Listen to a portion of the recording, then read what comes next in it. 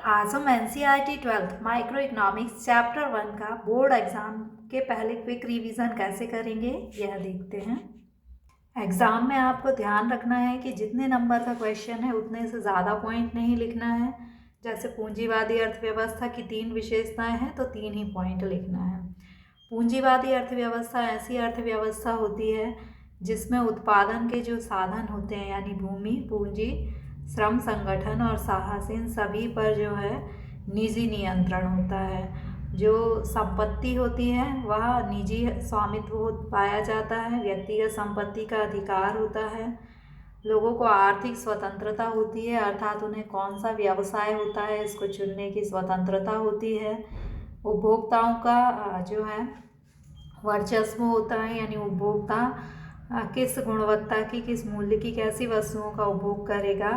निर्णायक प्रश्न उपभोक्ता की चॉइस होती है, वह स्वतंत्र होता है चॉइस के लिए। इसके अलावा निजी लाभ के लिए जो भी काम किए जाते हैं वे निजी लाभ की दृष्टि से किए जाते हैं। पॉइंट आप चाहें तो एक बार देख सकते हैं। फिर सेकंड क्वेश्चन है, मिश्रित अर्थव्यवस्था की 3 विशेषताएं बताइए। मिश्रित अर्थव्यवस्था ऐसी अर्थव्यवस्था होती है जिसमें उत्पादन के जो साधन होते हैं यानी भूमि, पूंजी, श्रम, संगठन और साहस, इन पर निजी भी स्वामित्व होता है और सरकार का भी स्वामित्व होता है। यानी इसमें पब्लिक सेक्टर और प्राइवेट सेक्टर दोनों का सह अस्तित्व पाया जाता है। निजी क्षेत्र भी काम करता है और सार्वजनिक क्षेत्र भी। यहाँ निजी स्कूल भी होते हैं और सरकारी स्कूल भी। इसके अलावा लोगों को व्यक्तिगत संपत्ति का अधिकार होता है, लेकिन सरकार जो है वो आय की असमानता न हो जाए, समाज में समानता व्याप्त हो, इसके लिए सरकार क्या करती है, समय समय पर हस्तक्षेप करती रहती है जिससे गरीब और अमीर के बीच में संपत्ति का संतुलन बना रहे। इसके अलावा जो कीमत निर्धारण होता है मिश्रित अर्थव्यवस्था में, वैसे तो मांग और पूर्ति की शक्तियों द्वारा किया जाता है, परंतु सरकार जो है प्राइस को कंट्रोल करने के लिए समय समय पर कदम उठाती रहती है। ये पॉइंट्स हैं जिन्हें आप रिवाइज कर सकते हैं। फिर है आर्थिक समस्या उत्पन्न होने के कारण क्या हैं।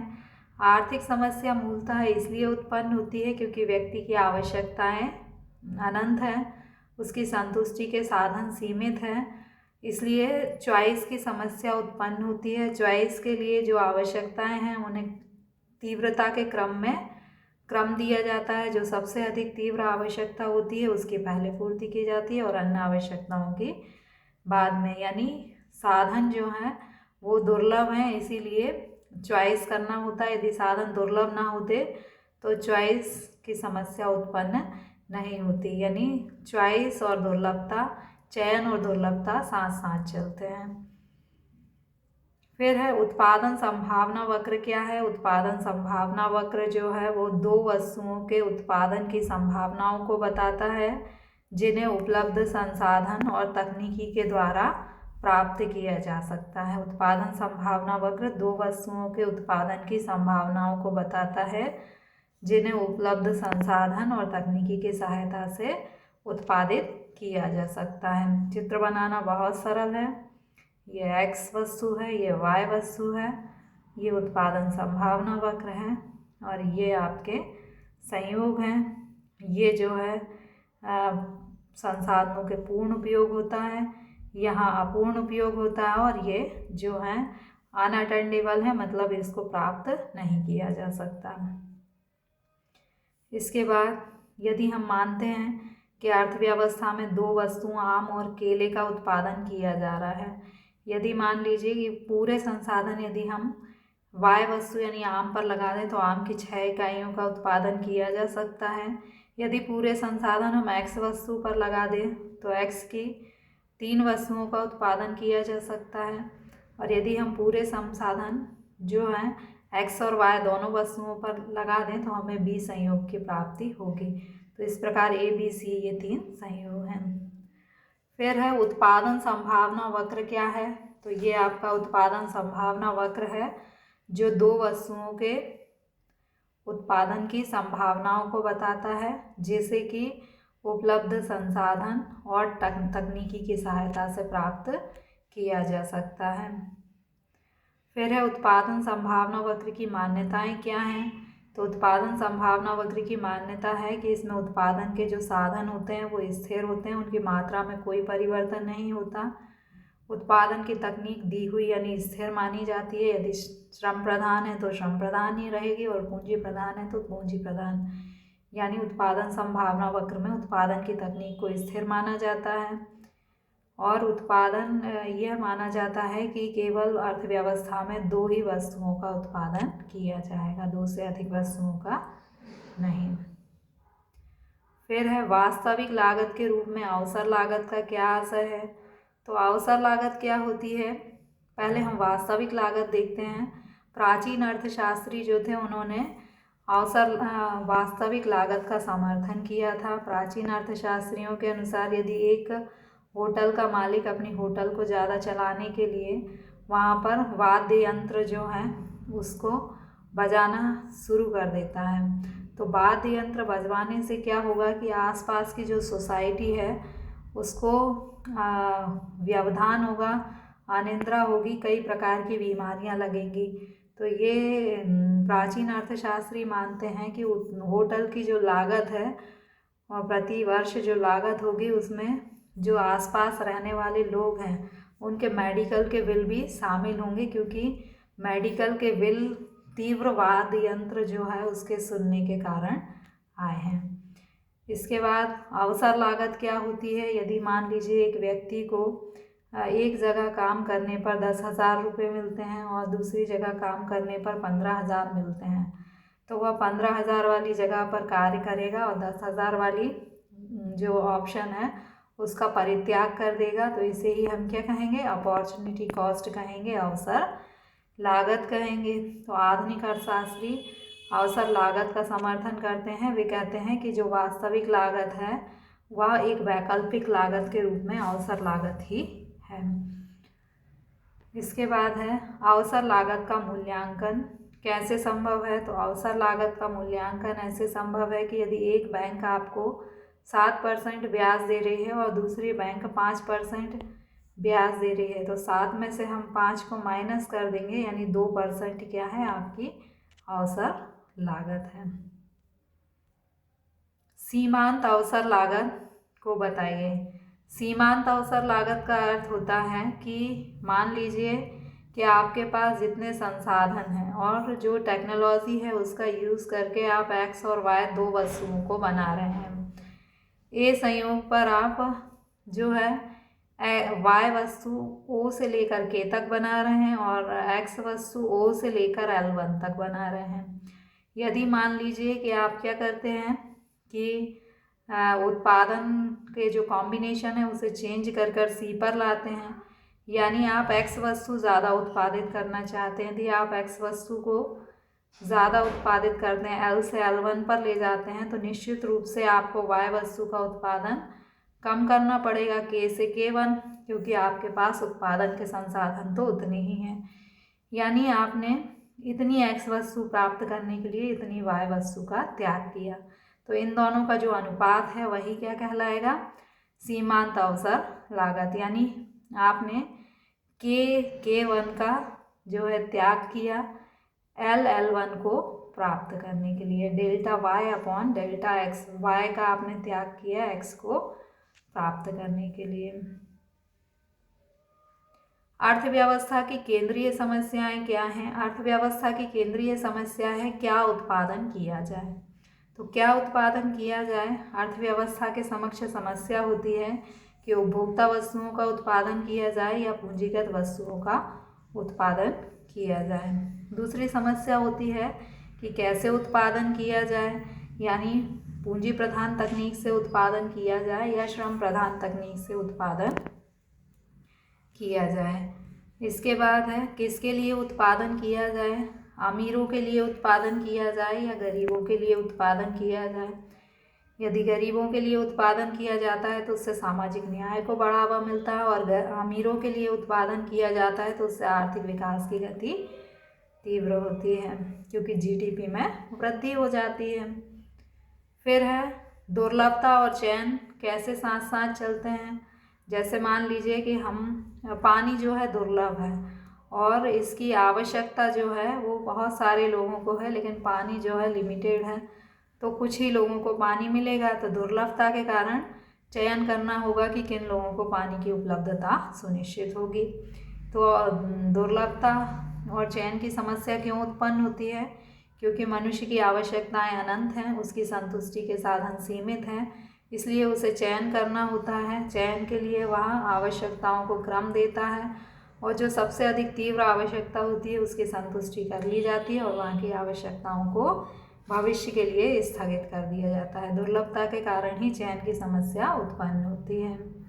यदि दुर्लभता ना होती तो चयन की समस्या भी उत्पन्न ना होती। तकनीकी परिवर्तन उत्पादन संभावना वक्र को कैसे प्रभावित करता है? तकनीकी परिवर्तन का अर्थ है कि पहले जो है आप हल बैल से यानी श्रम प्रधान तकनीक से उत्पादन कर रहे थे और अब आप जो है पूंजी प्रधान तकनीक से उत्पादन करने लगे।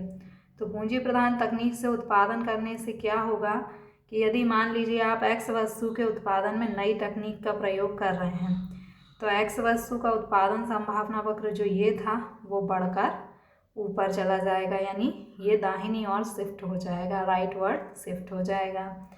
यदि आप वाई वस्तु के उत्पादन में कुशल तकनीक का प्रयोग करते हैं तो वाई वस्तु का उत्पादन संभावना वक्र जो ये था वो भी राइटवर्ड ऊपर की ओर शिफ्ट हो जाएगा और P1 बन जाएगा। यदि आप एक्स और वाई दोनों वस्तुओं के उत्पादन में कुशल तकनीक का प्रयोग करते हैं तो आपका ये पुराना उत्पादन संभावना वक्र शिफ्ट होकर दाहिनी ओर राइटवर्ड शिफ्ट होकर ऊपर की ओर चला जाएगा। अगला है कि सकारात्मक आर्थिक विश्लेषण और आदर्श आर्थिक विश्लेषण में क्या संबंध है। सकारात्मक आर्थिक विश्लेषण जो है, जैसे मान लीजिए ये डॉक्टर और ये पेशेंट है और ये किसी रोग के विषय में एक दूसरे से चर्चा कर रहे हैं, व्याख्या कर रहे हैं, तो ये सकारात्मक आर्थिक विश्लेषण है। जबकि आदर्श आर्थिक विश्लेषण में किस नियम के अनुसार ऑपरेशन करके समस्या का समाधान किया जा सकता है, ये क्या होगा? आदर्श आर्थिक विश्लेषण। यानी सकारात्मक आर्थिक विश्लेषण में क्या होता है कि क्या है वस्तु स्थिति, क्या है इस पर चर्चा की जाती है, जबकि आदर्शक आर्थिक विश्लेषण में समस्या का समाधान खोजा जाता है कि आदर्श स्थिति क्या होना चाहिए। पॉइंट्स आप देख सकते हैं। फिर है केंद्रीयकृत और योजनाबद्ध तथा बाजार अर्थव्यवस्था में क्या भेद है। केंद्रीयकृत योजनाबद्ध अर्थव्यवस्था में क्या होता है कि जो उत्पादन के साधन होते हैं उन पर केंद्रीय नियंत्रण होता है, जबकि बाजार अर्थव्यवस्था में उत्पादन के साधनों पर निजी नियंत्रण होता है। केंद्रीयकृत अर्थव्यवस्था में उत्पादन के जो साधन होते हैं उन्हें व्यक्तिगत स्वतंत्रता नहीं पाई जाती, जबकि बाजार अर्थव्यवस्था में व्यक्तिगत स्वतंत्रता पाई जाती है। केंद्रीयकृत योजनाबद्ध अर्थव्यवस्था में केंद्रीय नियोजन की व्यवस्था, केंद्र द्वारा नियोजन किया जाता है संपूर्ण अर्थव्यवस्था के लिए, जबकि बाजार अर्थव्यवस्था में इस प्रकार का नियोजन नहीं पाया जाता। केंद्रीयकृत योजनाबद्ध अर्थव्यवस्था में उत्पादन के जो साधन होते हैं उनमें उपभोक्ता होता है उसकी सार्वभौमिकता नहीं पाई जाती, जबकि बाजार अर्थव्यवस्था में उपभोक्ता की सार्वभौमिकता पाई जाती है, यानी उसे किसका उपभोग करना है इसके लिए वह स्वतंत्र होता है। केंद्रीयकृत योजनाबद्ध अर्थव्यवस्था में सोशल वेलफेयर, सामाजिक कल्याण को अधिक महत्व दिया जाता है, जबकि बाजार अर्थव्यवस्था में निजी कल्याण को, निजी लाभ को अधिक महत्व दिया जाता है। अर्थशास्त्र की विषय वस्तु क्या है। अर्थशास्त्र की विषय वस्तु मूलतः तो यह है कि उत्पादन के जो साधन हैं वो दुर्लभ हैं और आवश्यकताएं अनंत हैं, इसलिए इन दुर्लभ संसाधनों का किस प्रकार प्रयोग किया जाए जिससे कि अधिकतम सामाजिक कल्याण सुनिश्चित हो सके। अर्थशास्त्र की विषय वस्तु को व्यष्टि और समष्टि दो भागों में विभक्त किया जाता है। व्यष्टि का अर्थ होता है कि अर्थव्यवस्था के किसी छोटे से भाग का अध्ययन करना और समष्टि का अर्थ होता है संपूर्ण अर्थव्यवस्था का अध्ययन करना, बड़े योगों, औसतों और उनके परस्पर व्यवहारों का अध्ययन करना। समष्टि अर्थशास्त्र में मौद्रिक नीति, राजकोषीय नीति यानी संपूर्ण विश्व की अर्थव्यवस्था का अध्ययन किया जाता है, जबकि व्यष्टि अर्थशास्त्र में छोटी छोटी समस्याओं का गहन अध्ययन किया जाता है। समष्टि अर्थशास्त्र की, व्यष्टि अर्थशास्त्र की यदि विषय वस्तु को हम देखें तो इसमें वस्तुओं और सेवाओं की कीमत का निर्धारण कैसे होता है, इसका अध्ययन किया जाता है। इसके अलावा उत्पादन के साधनों की कीमत का निर्धारण कैसे किया जाता है, इसका अध्ययन किया जाता है।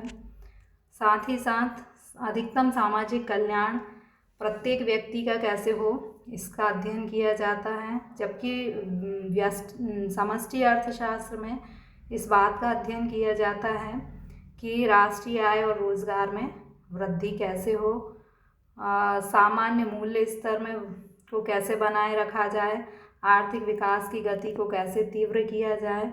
समष्टिवादी आर्थिक वितरण का जो सिद्धांत है उसका निरूपण समष्टि अर्थशास्त्र के अंतर्गत किया जाता है। इसके बाद आपका अगला क्वेश्चन है कि सीमांत उत्पादन संभावना वक्र क्या है, यह अर्थव्यवस्था की किस स्थिति को बताता है। सीमांत उत्पादन संभावना वक्र दो वस्तुओं के उत्पादन के उन संयोगों को बताता है जिन्हें की उपलब्ध संसाधन यानी भूमि, पूंजी, श्रम, संगठन और साहस की सहायता से तथा दी हुई तकनीकी की सहायता से उत्पादित किया जा सकता है। सीमांत उत्पादन संभावना वक्र क्या बताता है कि दो वस्तुओं के उत्पादन के उन सभी संयोगों को बताता है जिन्हें की उपलब्ध संसाधन और तकनीकी की सहायता से उत्पादित किया जा सकता है। अब यह अर्थव्यवस्था की किस स्थिति को बताता है, तो यदि मान लीजिए सीमांत उत्पादन संभावना वक्र पर किसी देश में उत्पादन हो रहा है तो उसका अर्थ होगा कि अर्थव्यवस्था में संसाधनों का पूर्ण उपयोग हो रहा है। यदि मान लीजिए कि उत्पादन संभावना वक्र के नीचे के किसी बिंदु पर जो है उत्पादन हो रहा है तो उसका अर्थ होगा कि जो रिसोर्सेज हैं वो अंडर यूटिलाइज हैं, मतलब उनका संसाधनों का पूर्ण उपयोग नहीं हो रहा है। यदि उत्पादन संभावना वक्र के ऊपर के किसी बिंदु पर कार्य हो रहा है, यानी इसका अर्थ है कि पहले उत्पादन संभावना वक्र यह था, अब नई तकनीकी या किसी नई खोज के कारण क्या हुआ है, उत्पादन संभावना वक्र ऊपर की ओर शिफ्ट हो गया है। तो उसका अर्थ यह है कि इकोनॉमिक ग्रोथ की स्थिति है, आर्थिक विकास के कारण उत्पादन संभावना वक्र जो है ऊपर की ओर शिफ्ट हो गया है। फिर है अर्थव्यवस्था की उत्पादन संभावना से आपका क्या अभिप्राय है। अर्थव्यवस्था की उत्पादन संभावना नाम से ही स्पष्ट है कि कितना उत्पादन होने की संभावना है। हम एक्स और वाई दो वस्तुओं का उत्पादन कर रहे हैं, जो हमारे पास संसाधन और तकनीकी उपलब्ध है उसकी सहायता से हम दो वस्तुओं का उत्पादन कर रहे हैं। तो इस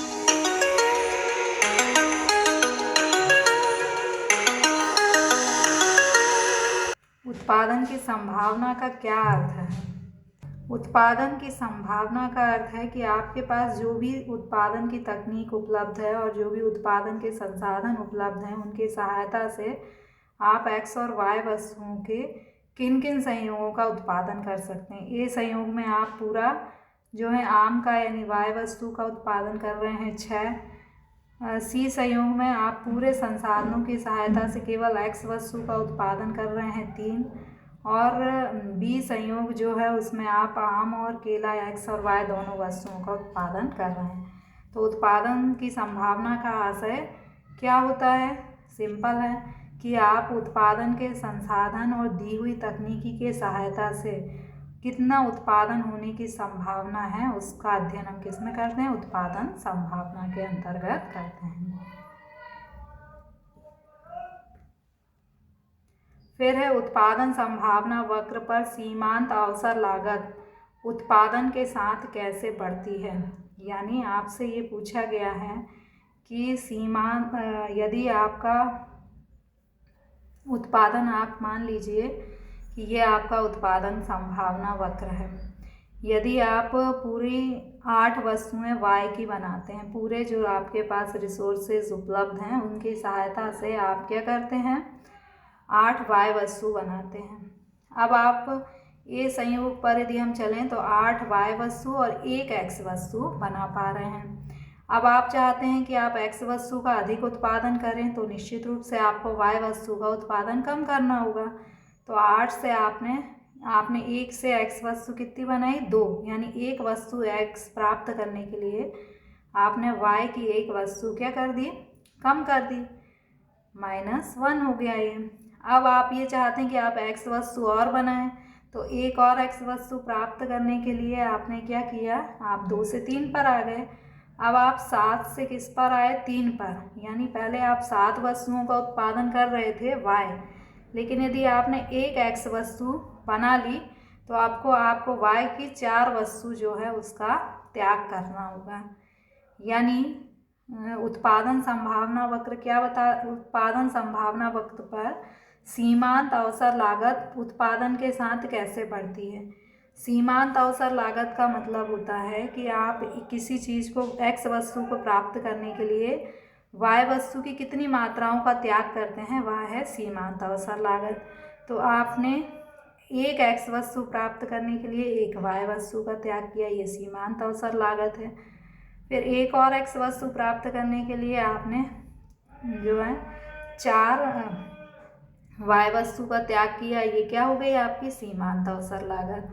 तो सीमांत अवसर लागत आपको पूछा है कि कैसे बढ़ती है, क्यों बढ़ती है। ये इसलिए बढ़ती है कि पहले आप वाई वस्तु के उत्पादन करने में निपुण थे, तो आप 8 वाई वस्तु और 1 एक्स वस्तु बनाते थे।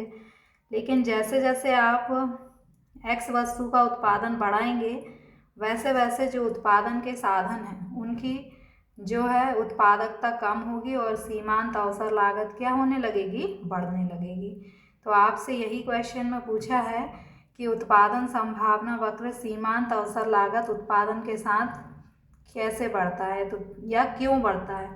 इसलिए बढ़ता है क्योंकि जैसे जैसे उत्पादन में वृद्धि होती है, एक्स वस्तु के उत्पादन में वृद्धि होती है, वैसे वैसे उत्पादन के जो साधन हैं उनकी उत्पादकता में कमी आती है, इसलिए सीमांत अवसर लागत बढ़ती है। यदि आपकी कुशलता कम होगी तो आप काम देर में कर पाएंगे, काम देर में कर पाएंगे तो लागत क्या हो जाएगी, बढ़ जाएगी।